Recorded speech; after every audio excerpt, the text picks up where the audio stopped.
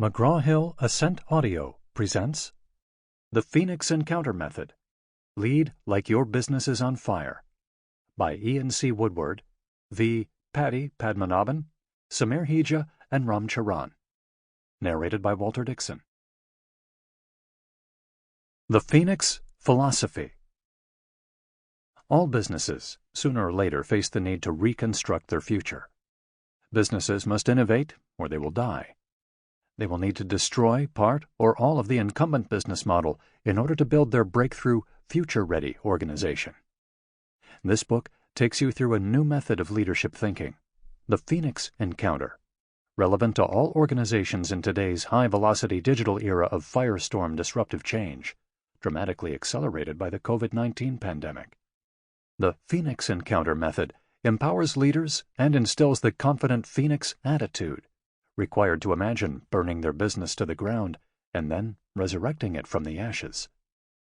This method forces leaders to create a much wider set of radical options for innovation and business model transformation through unconstrained strategic debate. It is a confronting battlefield of completely opposite perspectives to challenge the leader's status quo, confirmation seeking, and legacy blinkers.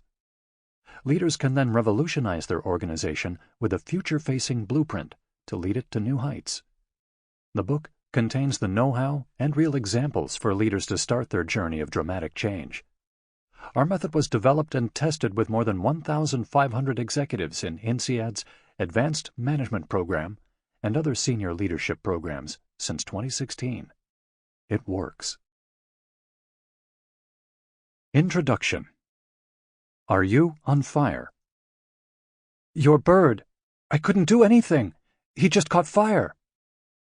J.K. Rowling, in Harry Potter and the Chamber of Secrets, as Harry describes encountering Professor Dumbledore's phoenix called Fawkes.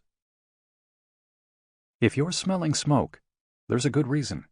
The business landscape is going up in flames around leaders everywhere. Forces of disturbance and change that sparked small fires in the 20th century have turned into 21st century wildfires, further inflamed by the COVID-19 pandemic. Unstoppable trends appear unexpectedly, and unpleasant surprises materialize out of nowhere. These are things that keep business leaders awake at night. Leaders of legacy firms feel especially uneasy. Already working hard to keep their businesses running against increased competition, they now also have to figure out how to deal with new technologies, social media, platform-based business models, emerging markets, upstart entrants, demographic shifts, and new world orders. A veritable firestorm of changes. It's exhausting, and it's terrifying. What should they do? Where should they turn? There are dozens of books that warn leaders about disruptive change like this, and dozens more that tell them what they should do about it. The Phoenix Encounter Method is a different kind of book and method. Yes, it surveys the many dangers and opportunities that are burning on the horizon, but it also does something more. It lays out a new, specific, step-by-step method that helps leaders throw themselves into firestorm change and turn it to their organization's advantage. The method cultivates a new leadership thinking, a new attitude, and a new kind of strategic debate that seeks out fire and embraces it. The method helps leaders develop their own bespoke script for renewal and transformation. In the post-COVID-19 environment, this is an absolute imperative. The method is challenging. It involves radical ideation, dramatic wargaming, confrontation, and provocation. It unfolds in a series of what we call completely opposite viewpoints debates, structured exercises that require leaders to consider many radically different ideas before settling on a strategic agenda for their organization and its business model. This book is about how to have that debate and fundamentally switch leadership attitude, mindsets, and thinking. The ideas unleashed by the encounter method come from perspectives totally different from an organization's customary way of thinking. It is a very distinctive form of strategic encounter. These ideas may sometimes seem wild and crazy. At its soul, the method compels leaders to imagine fully destroying their current organization themselves with unconstrained firepower. It then takes them through the steps needed to generate a wider range of options to defend the organization, fortify the core business, and build the bespoke solutions for their business model with initiatives they need for renewal. The Phoenix Encounter, a very different approach. What makes the Phoenix Encounter method a very different approach to leadership thinking? A dramatic battlefield of strategic thinking exercises, unfolding as a burning down to rebirth process. Groundwork, battlefield, breakthrough, to build a sense of urgency. A deliberately structured and sequenced method to aid leaders to orchestrate strategic debate, to identify a wider set of options for renewal and transformation, using completely opposite viewpoints and diverse perspectives at every point: ideation, analysis, decision, and execution. A process supported by specific tools and leadership habits, such as proactive scanning and radical ideation, to personalize ideas to their unique business context, increasing relevance and replicability. A method that forces leaders and teams to switch attitude and mindsets and make stakeholder views, especially those of customers, central to strategic dialogue. It deliberately emphasizes qualitative, non-blinkered thinking first, which is then subject to quantitative and other analysis to help leaders break from biased thinking and the status quo. The work of the Phoenix Encounter Extreme Attack, Horizon Defense, and Future-Facing Blueprint that moves well beyond traditional wargaming and scenario planning, taking optionality to the extreme. These options include disruptive and non-disruptive innovation to create value benefiting stakeholders while fortifying the core business in tandem. A strategic leadership thinking method that leaders and their teams can run and own themselves. Our method requires the leader to adopt a new way of seeing, thinking, and acting. It cultivates a bold and far-sighted talent that we call the Phoenix Attitude, a set of mindsets, habits, and behaviors that equips a leader to grasp firestorm disruption as a path to organizational renewal. At the heart of the method is a sense of urgency and willingness to walk through fire. That's why we call it the Phoenix Encounter method. The Phoenix Encounter uses specific exercises and language in very confronting ways in the method and throughout this book. Our method intentionally uses some aggressive military-like terms. This is done deliberately to bring urgency to the forefront of the opposites debate with the do-or-die nature of firestorm disruption. It is by no means a suggestion that aggressive leadership or tactics are the appropriate way for leadership engagement between people in a diverse and pro-collaborative modern world. Far from it. In fact, we believe that emotionally intelligent leadership is critical. It is the only way that a leader will be able to engage people inclusively in the kind of strategic debate we advocate. You might react adversely to these depictions at first. If you do, please realize that this is a purposefully radical provocation to incite leaders to think and reflect differently, and then take them forward in a measured and considered way toward decisions that encompass a wider set of strategic options. Our method might also feel too alpha at first, but the method is built on leveraging and involving as much diversity as possible. In fact, the people who have the most difficulty with the encounter exercises are the supremely confident alphas, who dismiss outside views out of hand. Since 2016, we have conducted Phoenix Encounters with more than 1,500 senior executives, including the leaders of legacy companies, new entrants, entrepreneurial startups, family businesses, and nonprofit or government organizations. These leaders come from a broad range of industries and sectors in both developed and developing economies, everything from mining and manufacturing to fashion and finance. This is a very diverse group of women and men, and yet almost every one of them has left our programs with renewed confidence, new skills, and a specific, actionable plan to take their organizations forward. We are grateful to our program participants for their courage and feedback. Through them, we have come to believe that the ability to engage in the kind of strategic opposites debate we have developed for the Phoenix Encounter is now a mandatory skill for every 21st century leader. Note: in the author's programs and consulting work from 2016 to 2019, the method was called the Strategic Encounter. The Phoenix Encounter method is entirely built from this. We have changed the titles of various elements to better reflect the trial-by-fire underpinnings of the research work that our method demonstrates. Becoming a Phoenix. In the 20th century, many successful organizations and their leaders were a lot like crows. Crows are very smart birds. They are observant and can both learn and play tricks. They can be fearless and will attack larger birds without hesitation. A flock of crows is called a murder. Both predators and scavengers, crows eat anything that will keep them alive, and they thrive in a variety of environments, from seacoasts to desert canyons. Highly resourceful, they are often overconfident. In some places they still dominate, but not everywhere. Consider the alala species of crow native to the Hawaiian Islands. Unlike their cousin crows, these Hawaiian crows were unable to adapt to dramatic changes in the world around them, including new predators, diseases, deforestation, and competition for food.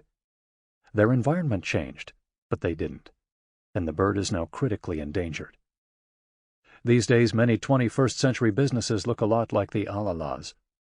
Caught in a landscape of accelerating disruption, these organizations are very vulnerable. Their environments and habitats are changing fast, and they are unable to think clearly amidst the chaos and noise. In history, the dodo is perhaps the most famous example of symbolic extinction. It took less than a century to disappear. For this book, we have our eye on a different kind of symbolic bird, the phoenix. The phoenix is a mythical, brightly colored, and long-lived creature that can regenerate itself, withstanding the flames of fire to rise from the ashes of its former self. For millennia, the phoenix has been a symbol of rebirth and new life. Ancient Egyptians saw it as the companion of the sun god. Medieval monks saw it as a symbol of Christ's resurrection. In our mind, the phoenix is the kind of bird that leaders must become to survive the firestorm of disruption that marks our current century. What kind of bird are you? Consider the story of a CEO we'll call James Menta. Note: in deference to our encounter participants' need for absolute commercial confidentiality, we have anonymized all examples in this book that arise directly from our work with global leaders in Phoenix Encounter exercises. In November 2016, James assured a colleague that his American fresh food supply company was totally safe from harm. "We're the market leader, and we have our logistics and supplies under full control," he boasted. "No one can replicate that." A short time later, James took part in one of our Phoenix Encounter exercises, where his company was subjected to a series of simulated attacks. The first attack exploited new technologies and introduced new regulatory frameworks that put James's company at a disadvantage. The second attack went after his key talent. In the third attack, the challengers built a digital platform that connected all James's suppliers, and new ones, to a larger ecosystem that better managed risk, created partnerships with technology providers with lower costs, and moved into neighboring markets. It was all a game, but James lost it decisively.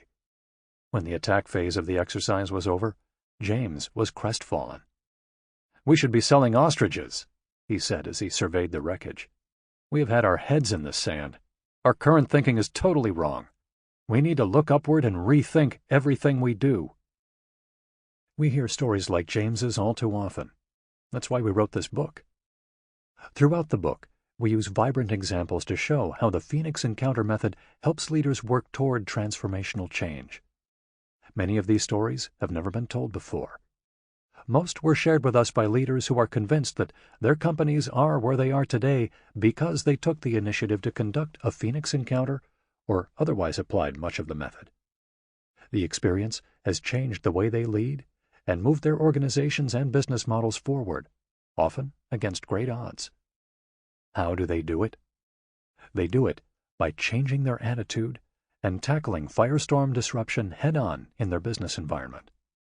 They do it by engaging in extreme wargame-like, completely opposite viewpoints debates. They do it by learning new leadership habits and formulating new blueprints for their organizations. They do it by walking straight into the fire, and then returning to their organizations to carry out their plans and conduct Phoenix encounters of their own. In this way, they kindle a shared vision of renewal within the organization, along with the skills to achieve it, again and again. They come into the encounter as crows, and they go out as phoenixes. The sheer importance of actually experiencing an encounter yourself and working your way through the book's entire content was reinforced for us by a debriefing comment in 2019 from Daniela Silosa, the CFO of an Italian energy company. When I heard the lectures and read the setup materials for the encounter exercises, I was intellectually curious but a little skeptical on where this would lead. After the radical debate was over, I could not believe just how massively transformative this was to my strategic thinking approach. It was the ultimate aha moment. Hearing and reading are not enough. You have to live through the frustration and discomfort of an encounter to really believe, and then reap all its rewards. Who we are, and how the book works. The ideas for the Phoenix Encounter method were developed by us, 3 professors at INSEAD, the business school for the world, in collaboration with Ram Charan, the best-selling author of more than 24 business books, for use in INSEAD's flagship Advanced Management Program and other strategic development programs and consulting work. Our research includes field trials with more than 1,500 executive leaders and the compilation and analysis of a database of more than 5,000 articles, studies, reports, and books, both academic and business practice. During the extraordinary situation of the COVID-19 health and economic crisis of 2020, we continued our research and practice work using the encounter method, albeit virtually, with social distancing regimes in place. We found a heightened sense of urgency in the leadership teams and boards we worked with to use the encounter method and tools to reimagine their post-crisis future and contemplate a much wider set of strategic options, including pilot exercises during the crisis period and projects in the post-lockdown phase. As authors, we bring a broad range of expertise to the table. Our training and academic research cover fields from marketing to economics, leadership development to technology, strategy to management, business models to operations, leadership communication to organizational behavior. We have experience in the classroom, the boardroom, the executive suite, and government, as well as across diverse economies and industries. We are a multidisciplinary team whose common link is intellectual curiosity.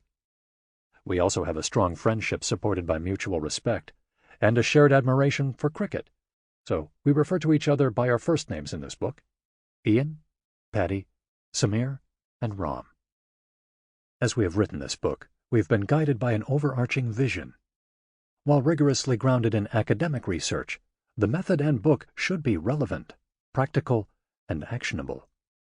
Leaders in any sector of any industry should be able to use it. It should offer a process for finding their own relevant solutions, rather than dictating the solutions.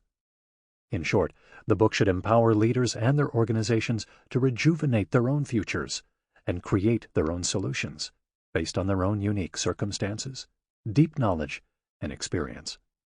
Therefore, all the encounter templates, case studies, and updated scans are online at phoenixencountermethod.com, where anyone can use and share them. In this way, we hope to create an exchange platform for leaders to share their experiences and learning in working with the Phoenix Encounter method. Our brief is that this will encourage a crowdsourced force multiplier effect that can carry leaders and organizations further forward than they might be able to go on their own. The book is divided into 3 parts, each aligned with a distinct phase of the Phoenix Encounter method. Part 1. Phoenix Seeking. Encounter Groundwork discusses the why of firestorm disruption and the what and how of the Phoenix Encounter method in detail, outlines the who of the Phoenix attitude for leadership, and teaches essential tools and habits for completely opposite viewpoints debates. Part 2. Phoenix Burning. Encounter Battlefield explores and scans the radical ideas and disruptive trends that can be used as firepower in the Phoenix encounter to attack and defend incumbent or startup organizations or industries. Part 3. Phoenix Rising. Encounter Breakthrough shows leaders how to create future-facing blueprints for their business models and innovation initiatives and embed the Phoenix attitude and breakthrough in their organizations. Most chapters begin with whiteboard notes as a visual overview and finish with a checklist with summary thoughts and questions for reflection. At the end of the book, we've included extensive notes, broken down by chapter, to help readers explore ideas, sources, references, and additional information on matters we raise.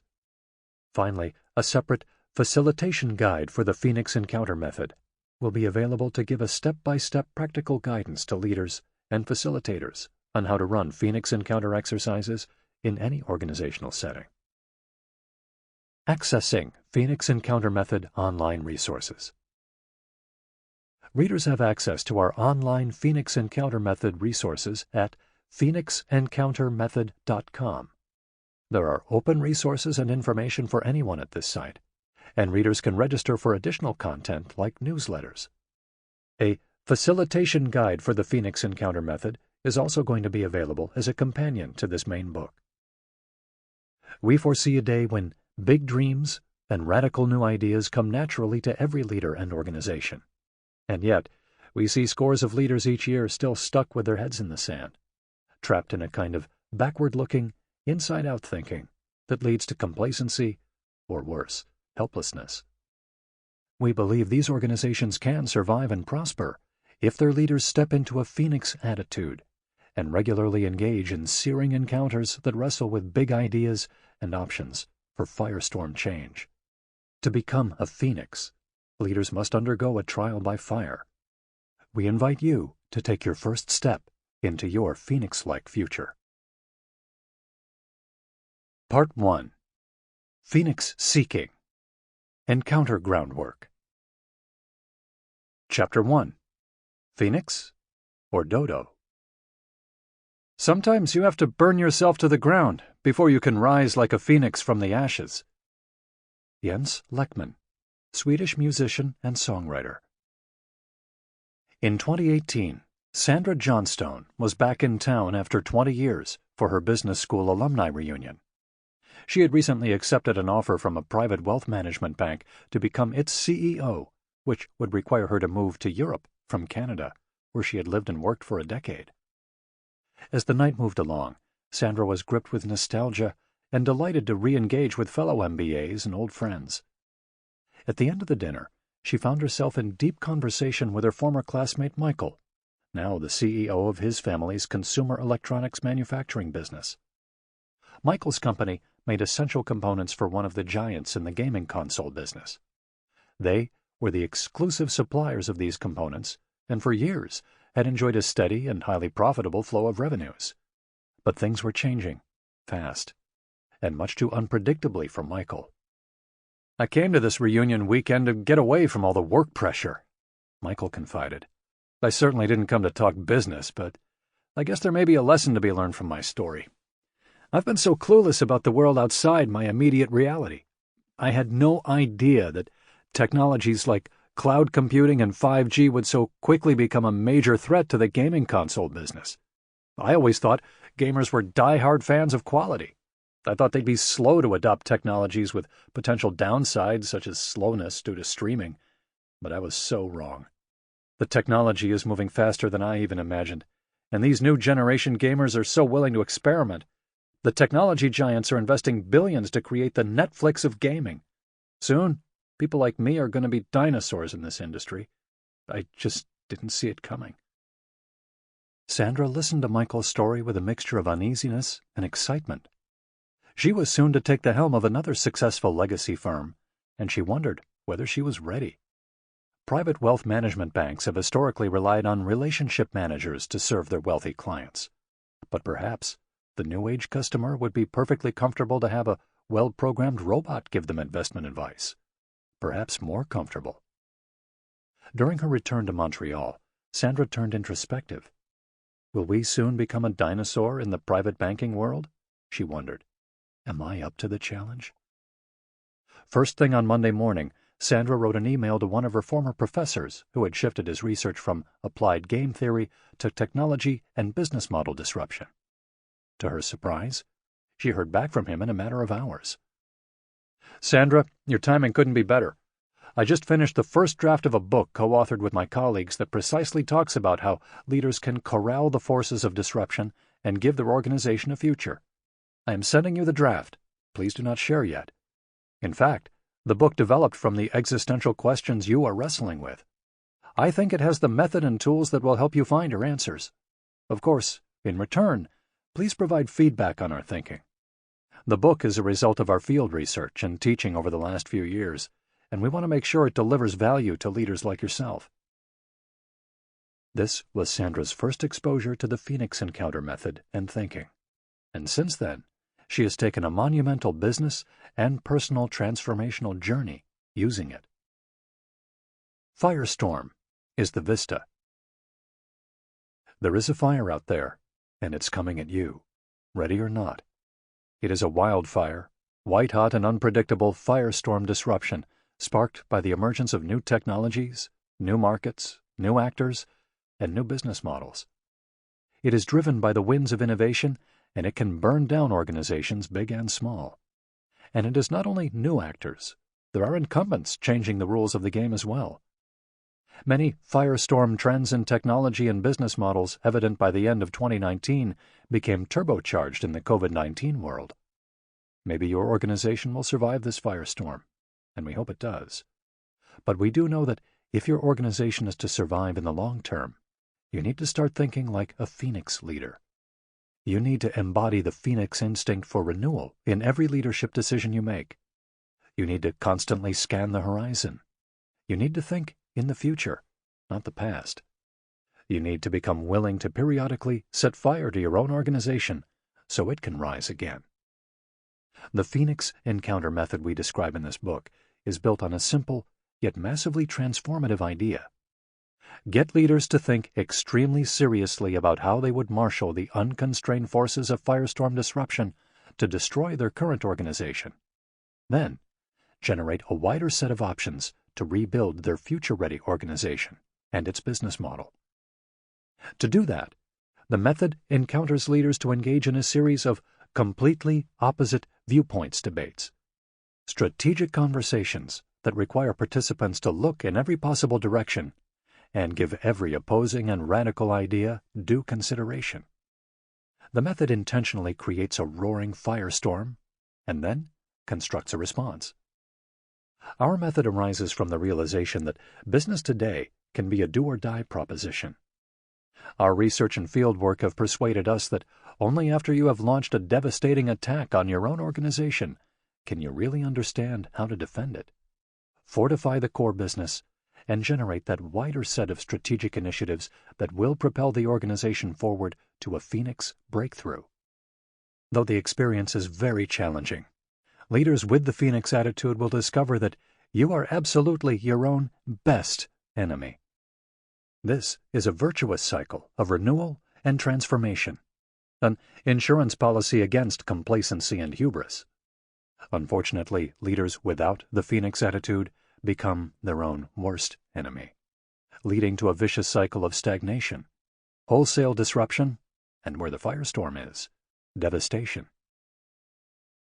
What the firestorm looks like.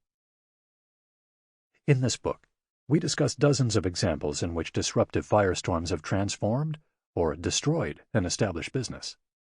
Some of those cases and leaders are well known. Others will be new to most readers. We'll start with 3 noteworthy examples involving both disruptors and their victims. First, look at Sears, the once retail giant that filed for bankruptcy in 2018 and has shrunk even further during the COVID-19 pandemic. In the mid-1980s, Sears was the largest retailer in America. Today, the company is in the intensive care unit. The story of Sears' decline is a cautionary tale of what can happen when a business responds to warnings that the ship is sinking by simply rearranging the deck chairs. Instead of fending off the advance of big-box retailers and embracing online retailing, Sears clung to its outmoded local mall model, which is ironic, considering Sears' signature mail. Sample complete. Ready to continue?